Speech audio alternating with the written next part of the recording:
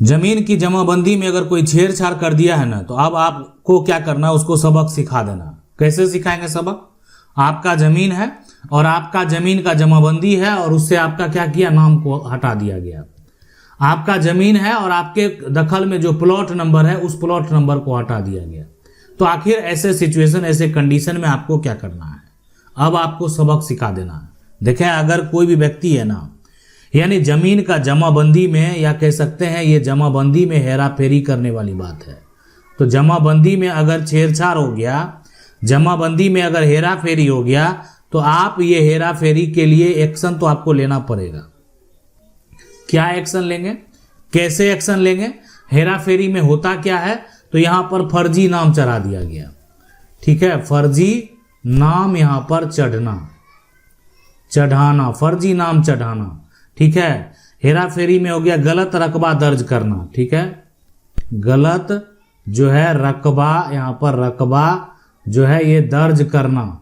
ठीक है, दर्ज करना, ये हो गया। उसके बाद रिकॉर्ड में अवैध जो है बदलाव अगर किया गया है ना, तो अब ये सारा साक्ष्य है, प्रूफ हो गया कि अभी जमाबंदी में छेड़छाड़ किया गया है।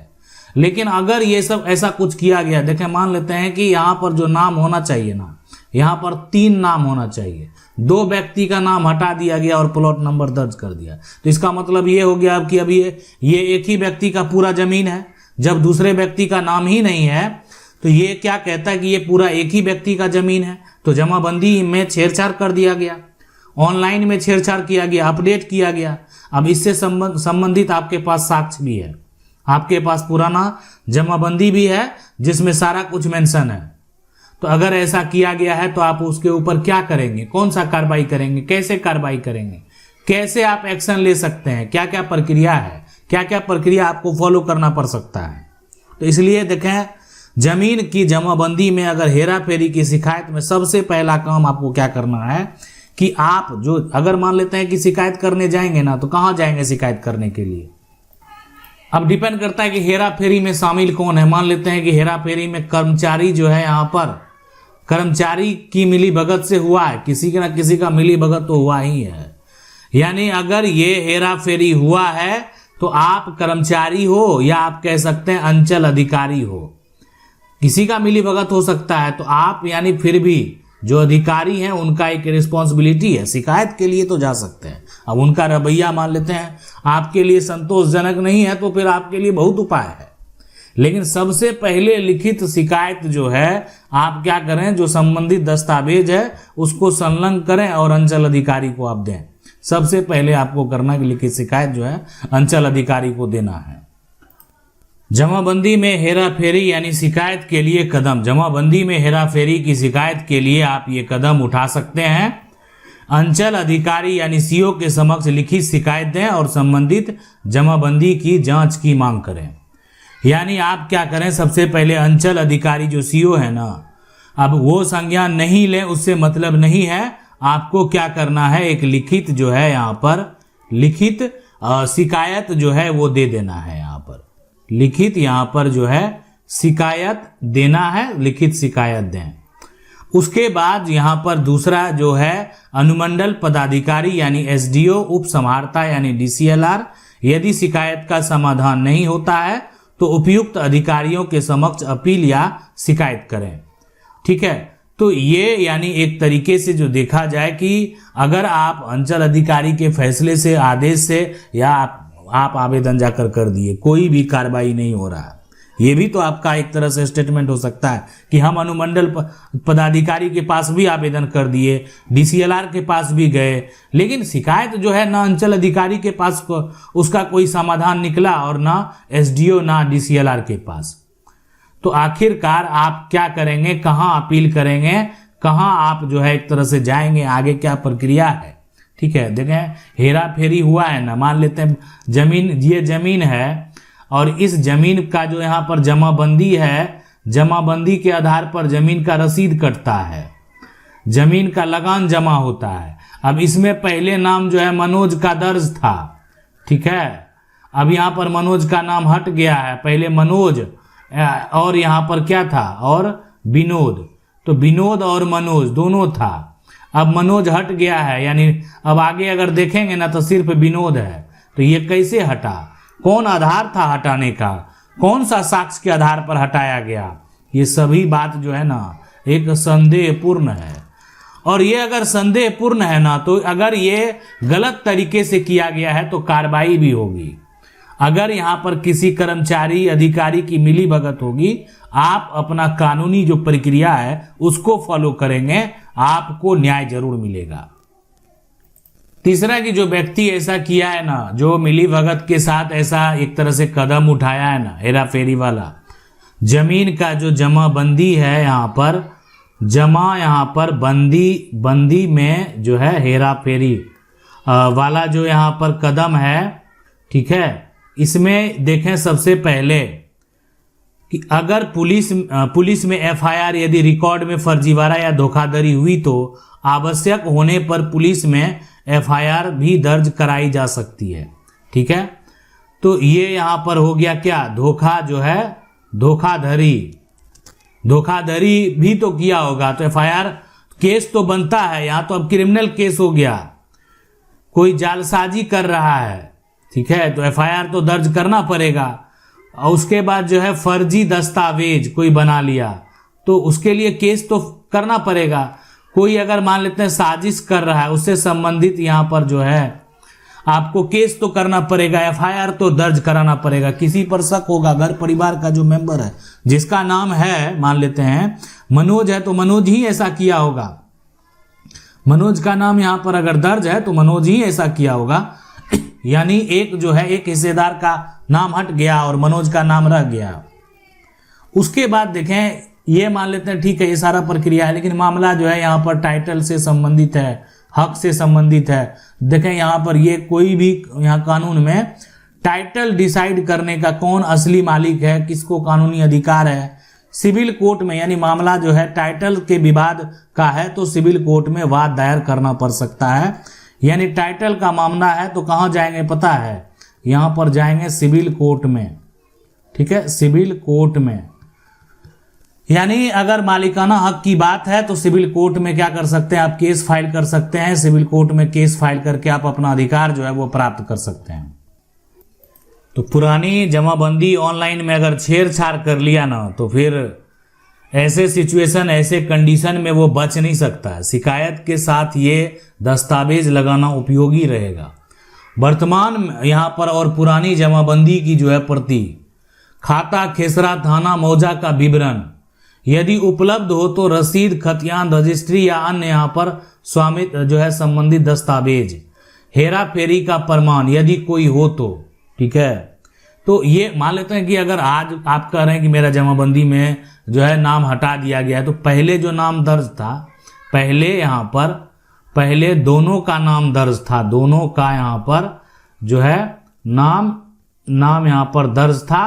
तो ये आप दिखाएंगे ना कि पहले दोनों का नाम दर्ज था, ये साक्ष्य, ये प्रूफ तो दिखाना होगा कि देखें पहले जो है दोनों का नाम दर्ज था, ठीक है, और अब नहीं है। हेरा फेरी का प्रमाण दे देंगे, मान लेते हैं कि कैसे हेरा फेरी हुआ है, पहले क्या था अब क्या है। तो यार इससे तो जब ये मामला जाएगा तो साक्ष्य मांगा जाएगा कि आखिर कैसे हेरा फेरी हो गया।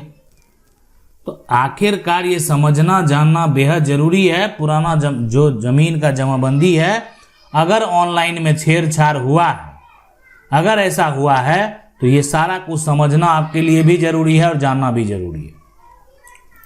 काहे कि ये जो मामला है ना, ये धोखाधड़ी, चीटिंग वाला है। यदि कोई छल करके संपत्ति का अधिकार प्राप्त किया गया हो, ठीक है, तो अगर मान लेते कोई छल करके संपत्ति का अधिकार प्राप्त किया है तो वो चीटिंग का मामला है, फॉर्जरी हो गया।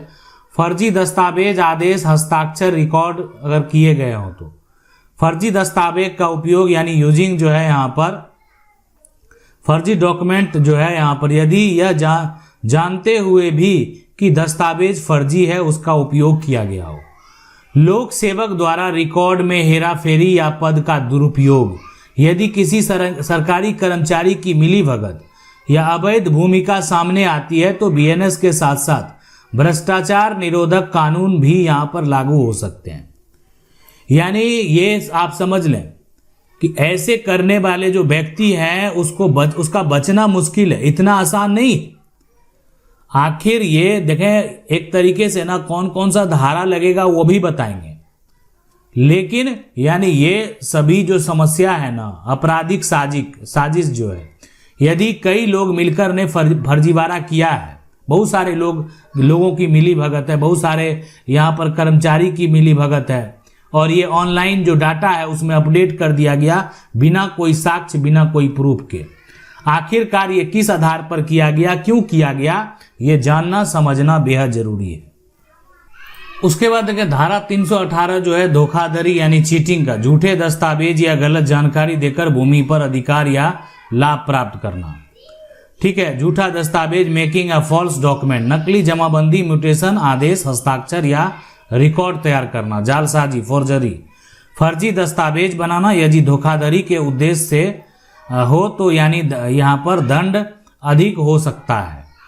ठीक है, फर्जी दस्तावेज बनाना यदि धोखाधड़ी के उद्देश्य से हो तो, पर अगर आप धोखाधड़ी करने का प्रयास कर लिए है ना कि धोखा दे देंगे, संपत्ति हड़प लेंगे, संपत्ति प्राप्त कर लेंगे, तो फिर आपके ऊपर और भी कार्रवाई जो है यहाँ पर होगा। ये बात आप समझ लें, ये बात आप यहाँ पर जान लें। इसके अलावे ठीक है, ये यहाँ पर जो है कि नेक्स्ट है कि ये धारा 337 यानी न्यायालय या सार्वजनिक रजिस्टर की जालसाजी, सरकारी भूमि अभिलेख और सार्वजनिक रजिस्टर सरकारी रिकॉर्ड में अगर फर्जी आप जो है एंट्री करा दिए तो फिर तो कार्रवाई होगी, यानी धारा 337 के तहत जो है कार्रवाई होगी और फिर आपको यहाँ पर जेल जाना पड़ेगा। 318 में जो है यहाँ पर 7 वर्ष तक का यहाँ पर जो है 7 वर्ष जो है तक का सजा है। ठीक है, इसी के अलावा यहाँ पर जो है ये 337 है, इसमें भी क्या है यानी 7 वर्ष जो है 7 वर्ष तक का सजा है, जुर्माना है। ठीक है, अब इसमें जो है उसके बाद है यहाँ पर धारा 338 यानी मूल्यवान दस्तावेज आदि की जालसाजी, यदि मामला मूल्यवान दस्तावेज या समान श्रेणी के दस्तावेज से जुड़ा हुआ है तो। धारा 339 है जाली दस्तावेज अपने पास रखना, आपके पास यानी कोई ऐसा फर्जी कागजात है यानी जिसको आप अपने पास रखे हुए हैं और बार बार उसको उपयोग में ला रहे हैं, तो ये फर्जी कागजात रखना भी जुर्म है। ये जानते हुए कि दस्तावेज जाली है, उसे असली की तरह उपयोग करने के इरादे से आप रखे हुए थे, तो ये भी क्या है, अपराध है, ये नहीं कर सकते हैं। कोई भी फर्जी कागजात जो है इस तरीके से आप नहीं रख सकते कि आगे जब भी जरूरत पड़ेगा तो हम निकालेंगे, दिखाएंगे, यानी। और ये हो गया 340 जाली दस्तावेज को असली बताकर उपयोग करना। एक तो रखे हुए हैं और बाद में उसको क्या कर रहे हैं, असली बता रहे हैं कि ये मेरा कागजात असली है। फर्जी जमाबंदी, खतियान या अन्य रिकॉर्ड का वास्तविक बताकर उपयोग करना, ये भी क्या है, कानूनन यहाँ पर अपराध है। और धारा 61 जो है ना, ये आपराधिक साजिश यहाँ पर का मामला दर्ज कर लेता है कि कई लोग मिलकर जो है भूमि रिकॉर्ड में फर्जीवाड़ा कर दिया। बहुत सारा लोगों का मिली भगत है और बहुत सारे लोगों के मिली भगत से एक बड़ा फर्जीवाड़ा जो है यहाँ पर आपके जमीन के दस्तावेज में, आपके जमीन का जो जमाबंदी है उसमें ये किया गया है। बहुत लोगों का नाम दर्ज कर दिया गया बिना बेवजह का। बहुत लोगों के पास जो है अधिकार नहीं था लेकिन फिर भी उसका नाम दर्ज कर दिया गया। अब ये देखें, धारा जो है अगर मान लेते कोई फर्जीवाड़ा किया है ना तो एफआईआर बेहद जरूरी है। ठीक है, एफआईआर जो है वो बेहद जरूरी है।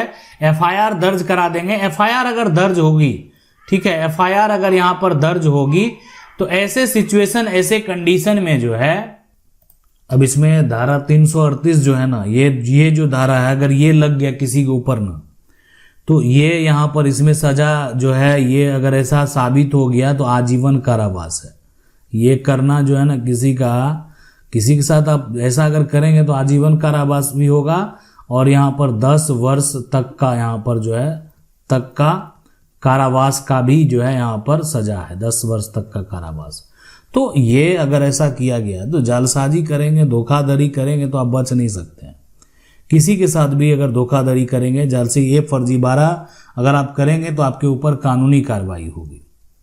तो इसलिए एफआईआर जो दर्ज कराना वो बेहद ज़रूरी है। अगर आप एफआईआर दर्ज करा देंगे तो सबसे पहले ज़मीन का जो है यहाँ पर दस्तावेज है, ठीक है, ज़मीन की यहाँ पर जो जमाबंदी है, ठीक है, जमाबंदी हो गया।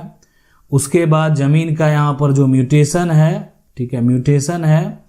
उसके बाद जो भी है यानी सबको देखा जाएगा, दस्तावेज को देखा जाएगा, जमीन जमाबंदी, म्यूटेशन, और जो भी आसपास के लोग हैं उनसे बयान लिए जाएंगे, और आवश्यकता अगर होगी तो गिरफ्तारी भी होगी, ऐसा नहीं है, ठीक है। लेकिन नोटिस देकर जांच में शामिल होने के लिए तो बुलाया ही जाएगा, और आवश्यकता पड़ने पर जो है उस व्यक्ति की गिरफ्तारी होगी। उस व्यक्ति की आवश्यकता जो अगर पड़ता है तो उस व्यक्ति की गिरफ्तारी जो है वो होना तय है। तो अगर जांच में ये साबित यहां पर हो जाता है कि बड़ा फर्जीवाड़ा हुआ है तो उसके ऊपर कानूनी कार्रवाई होगी, और आपके दस्तावेज में जो है एक तरह से सुधार भी होगा। देखें, एक चीज है कि अगर मान लेते हैं सभी समस्या का हल जो है अगर नहीं निकलता है तो आप जो है यहाँ पर सिविल कोर्ट भी जा सकते हैं अपना मालिकाना हक प्राप्त करने के लिए। अगर ये भागदौड़ करते हुए भी आपको समस्या का हल नहीं निकलता किसी कारणवश, तो आप एक सिविल कोर्ट में याचिका जो है वाद जो है जरूर दायर कर दें। आप अपना जो है जो आपका अधिकार है, जो कानून ये कहता है कि जो व्यक्ति हिस्सेदार है उसका समान अधिकार है। अगर वो हिस्सेदार है और उसके हक के साथ बेईमानी हुई है, उसके हक के साथ धोखाधड़ी हुई है, तो ऐसे सिचुएशन में आज आप सिविल कोर्ट में बात दायर करें, अपना पक्ष रखें, और आपको न्याय जरूर मिलेगा। अगर आपके पास जमीन का कागजात है, जमीन का डॉक्यूमेंट है, आपके हिस्से की प्रॉपर्टी को अगर कोई बेच भी लिया है तो भी आप अपना हक जो है कानूनी तरीके से प्राप्त कर सकते हैं। कोर्ट से आपको न्याय जरूर मिलेगा। तो ये है पूरा प्रक्रिया। अगर अपनी संपत्ति को आप अगर बचाना चाहते हैं, अपनी संपत्ति को अगर पुनः प्राप्त करना चाहते हैं, तो आपको ये कानूनी कार्रवाई करना ही पड़ेगा।